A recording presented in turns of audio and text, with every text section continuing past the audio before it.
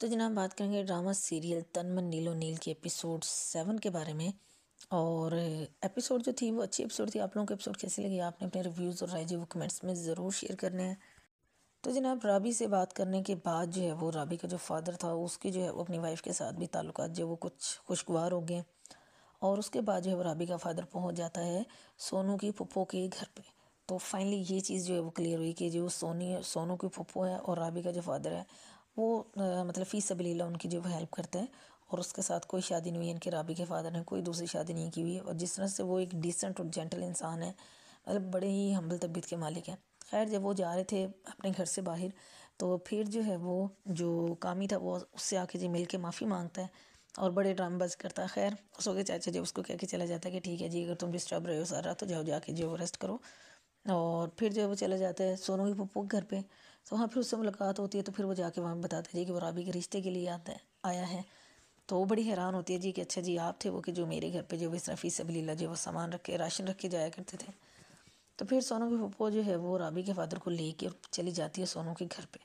अब वहाँ पे जो बड़ा मज़े का सीन होता है क्योंकि जो सोनू की मदर हैं और जो राबी का फादर है इनके जो है वो कभी मासी में जो वो अच्छे जो है वो ये फ्रेंड्स से इनके ताल्लुकात थे, जो भी था इनके एक दूसरे के साथ रिलेशनशिप। तो अभी जो है वो इसको हमें लग ही रहा था कि शायद जो है वो राबी के फादर को भी जो है वो सही नहीं पता होगा सब कुछ, बट राबी के फादर को पता था। क्योंकि जब सोनू की मदर आती है तो सोनू की मदर जो है वो हैरान होती है उसको देख के, बट राबी का फादर जो है बड़ा काम होता है। तो वो उससे जब मिलती है तो फिर वो कहती है, मतलब फाइनली दोनों जो है एक दूसरे को जो है वो पहचान लेते हैं।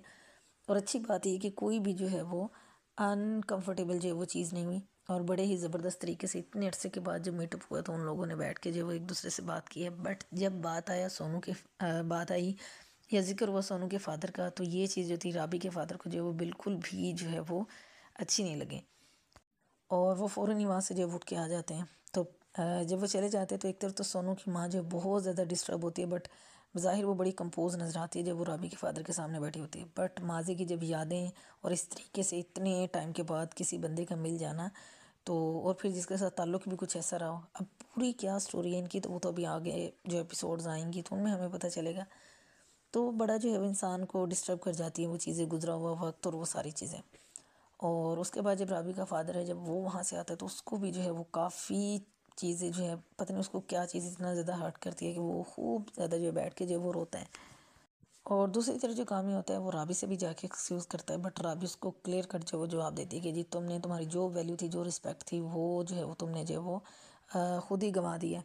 और अब उससे किसी किस्म की कोई भी एक्सपेक्टेशंस ना रखे क्योंकि अब वो उसकी बातों में नहीं आने वाली, वो जो मर्ज़ी कर ले। बट उसने जो उसके साथ किया है राबी के साथ वो उसको कभी भी जो है वो नहीं भूलेगी। और जनाब एक और चीज़ अगेन जो इस ड्रामा में देखने को मिली कि जो पॉलिटिशियंस होते हैं वो पॉलिटिशियंस होते हैं जो किसी के भी सगे नहीं होते सिवाय अपने मफाद के। तो जनाब राव काशिफ जिससे उम्मीद थी कि जिसने बड़ी उम्मीद दिलाई जी मोन को कि वो उसके लिए इंसाफ लेगा और वो सब कुछ, बट अगेन जब उसका अपना मकसद पूरा हो गया कि जी बाऊ कैसर जो है वो उसके पास चल के खुद आ गया। और जी उसने जो है मोन को भी जो है वो चूना लगा और मोन को बोला जी कि हाँ जी वो पकड़ने की कोशिश कर रहे हैं, जैसे कुछ होता है तो बाऊ कैसर को पकड़ लिया जाएगा और फिर वो उससे जो है वो कॉन्टैक्ट करेगा। और बाद में जैसे कॉल बंद होती है तो बाऊ कैसर उसके पास ही बैठा होता है उस टाइम पे। तो मतलब अफसोस हुआ, ये रियल टाइम जो है वो यही वाली हकीकत है। और इसको चाहे आप एक्सेप्ट करें या ना करें ऐसे ही होते हैं। ये जो पॉलिटिशियंस होते हैं इन्हें सिर्फ अपनी जो है वो पॉलिटिक्स अजीज़ होती है, बाकी इन्हें कोई इनका रिश्ता कुछ भी इनको अजीज़ नहीं होता। मोन तो फिर एक जस्ट जो था वो कह लें कि उसको एज अ टारगेट जो वो यूज़ किया गया है। खैर बाऊ कैसर ने जो है वो राव कश्यप के साथ जितने भी मसले मसाइल थे वो जो है वो हल कर लिए। और अब उसने जो है वो अच्छा खासा अब ये बदला लेगा मून से भी और जो है वो कामी से भी, क्योंकि उसने जो है राव काशिफ की जो है वो सारी बातें मान ली। अब राव काशिफ को जो है वो उसका मकसद हल हो गया तो अब उसको क्या ज़रूरत है कि वो मून की हेल्प करे या जो है वो कामी की हेल्प करे।